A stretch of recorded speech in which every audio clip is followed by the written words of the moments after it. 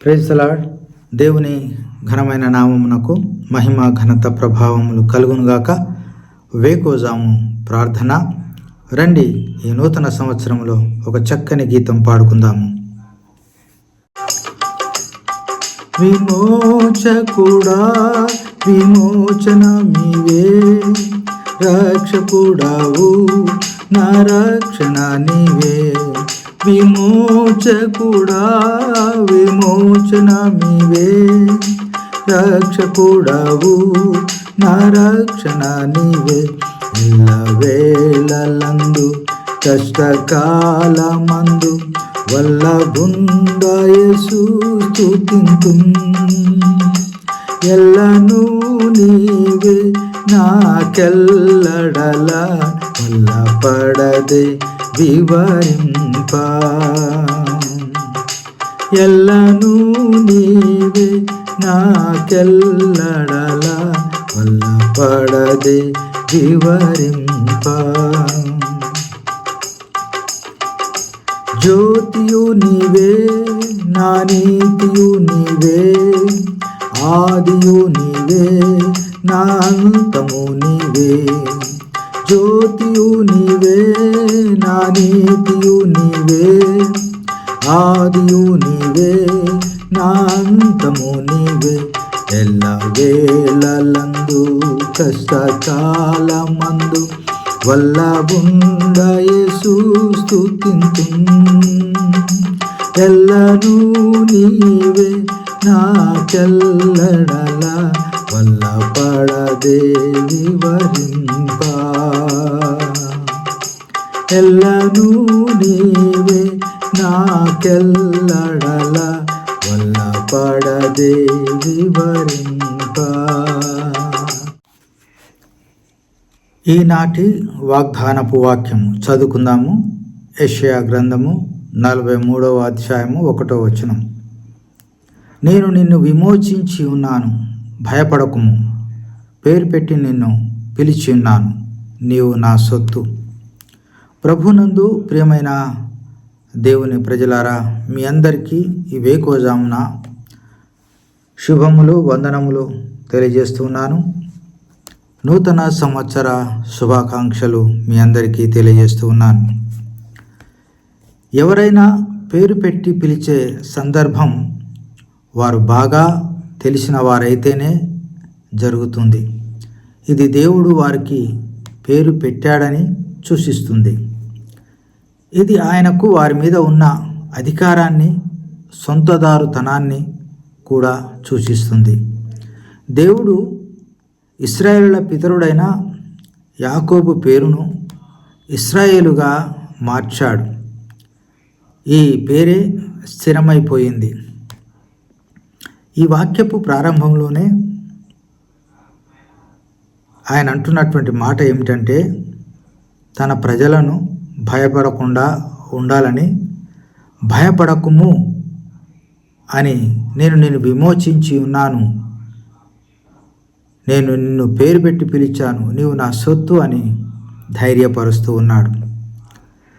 దేవుడు ఇశ్రాయేలు ప్రజలను బబులోను చెర నుండి విడిపిస్తానని భరోసాయే మనం చదువుకున్నటువంటి వాక్యం. 70 సంవత్సరములు ఇశ్రాయేల్ ప్రజలు చెరలో ఉన్నారు, బాధలు అనుభవిస్తూ ఉన్నారు, వేదనలో ఉన్నారు, ప్రలాపిస్తూ ఉన్నారు, ప్రార్థన చేస్తూ ఉన్నారు. దేవుడు వారి ప్రార్థన విని వారిని విడిపిస్తాననేటువంటి మాట ఇప్పుడు మనం 43వ అధ్యాయంలో చూస్తూ ఉన్నాం. భయపడకండి, నేను మీకు తోడుగా ఉంటాను. మీరు ఒకసారి నేను పూర్వం మీ పట్ల చేసినటువంటి కార్యాలని జ్ఞప్తికి తెచ్చుకోండి అని ఈ అధ్యాయంలో సెలవిస్తాడు. నేను ఐగుప్తు దేశం నుండి మిమ్మల్ని ఏ విధంగా యువతలకి తీసుకొని వచ్చాను, ఎర్ర సముద్రాన్ని ఏ విధంగా ఇన్ని లక్షల మందిని దాటించాను,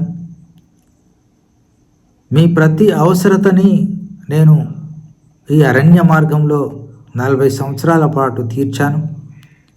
యోర్దాను నదిని కూడా దాటించి అబ్రహాముకు ఆనాడు నేను వాగ్దానం చేసినటువంటి పాలు తేనెలు ప్రవహించు కానాను దేశాన్ని మీకు ధారాదత్తం చేశాను కదా.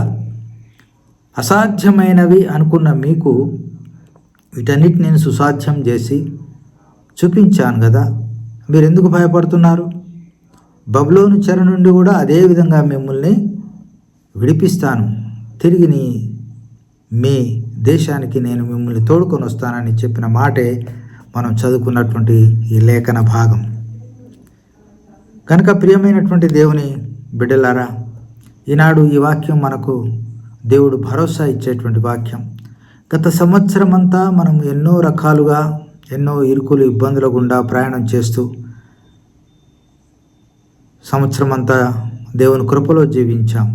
దేవుడు ఆశ్చర్యరీతిగా మనల్ని మరొక నూతన సంవత్సరంలోనికి నడిపించాడు. 2024 సంవత్సరం అంతా గతించిపోయింది. ప్రస్తుతం మనం 2025లోనికి ప్రవేశించాం. ఈ సంవత్సరం అంతా కూడా దేవుడు మనకు తోడుగా ఉంటాడు, మనకు నీడగా ఉంటాడు, మనకు అండగా ఉంటాడు, మనకు కోటగా ఉంటాడు, మనకు ఆశ్రయంగా ఉంటాడు. కనుక మనం ఎప్పుడూ భయపడవద్దు. మనం ఆయన మీద నమ్మకం మాత్రం ఉంచాలి, ఆయన యందు విశ్వాసం ఉంచాలి. దేవుడు గత సంవత్సరాల్లో మన జీవితంలో చేసిన మేళ్ళన్నిటిని ఒకసారి గుర్తుకు చేసుకుంటే ఈ సంవత్సరం అంతా కూడా దేవుడు మనల్ని కాపాడుతాడనేటువంటి ఒక నమ్మకాన్ని మనం మన గుండెల నిండా ఉంచుకొని ఆయనకే స్తుతులు స్తోత్రాలు చెల్లిస్తూ ఈ సంవత్సరం అంతా మన విశ్వాసంలో ఆయన వెనకాలే మనం ప్రయాణం చేస్తూ సాగిపోదాం. దేవుడు అలా మనల్ని సంవత్సరం అంతా నడిపించి కాపాడునుగాక. ప్రార్థన చేసుకుందాం. ప్రేమ కలిగిన మా ప్రియ పరలోకపు తండ్రి, మహోన్నతుడా, నీ వందనాలు స్తోత్రాలయ్యా. గత సంవత్సరం అంతా మమ్మల్ని కాపాడినారు. ఎన్నో ఇరుకులు, ఎన్నో ఇబ్బందులు, ఎన్నో సమస్యలు, అనారోగ్య పరిస్థితులు, లేములు, కలిమిలు అన్నిటి గుండా ప్రభువా మీరు మమ్మల్ని కాపాడుతూ పోషిస్తూ నడిపించుకుంటూ వచ్చారు. మీ ఉచితమైన కృపచేతనే తిరిగి మరి ఒక నూతన సంవత్సరంలోనికి మమ్మల్ని నడిపించారు. మేము గొప్పవారమేం కాం ప్రభువా. ఈ సంవత్సరాన్ని చూడాలని ఎంతోమంది ఆశపడ్డారు, కానీ వారు చూడలేకపోయారు. మేము గొప్పవారం కాము, మాలో ఏం మంచితనం లేదు. అయినప్పటికీ నీ ఉచితమైన కృపచేతనే మమ్మల్ని నూతన సంవత్సరంలోనికి నడిపించినారు. ఈ సంవత్సరం అంతా మమ్మల్ని కాపాడండి, మా ప్రతి అవసరత అక్కర్లు తీర్చండి. నీ కొరకు వాడుకొని నిలబెట్టుకొని నడిపించి కాపాడుమని, పోషించుమని, నీ మహిమ కొరకు ప్రభు మమ్మల్ని నిలబెట్టుమని యేసయ్య అతి శ్రేష్టమైన నామమున స్తుతించి ప్రార్థించి అడిగి వేడుకొంచున్నాం తండ్రి. ఆమేన్. Praise the lord.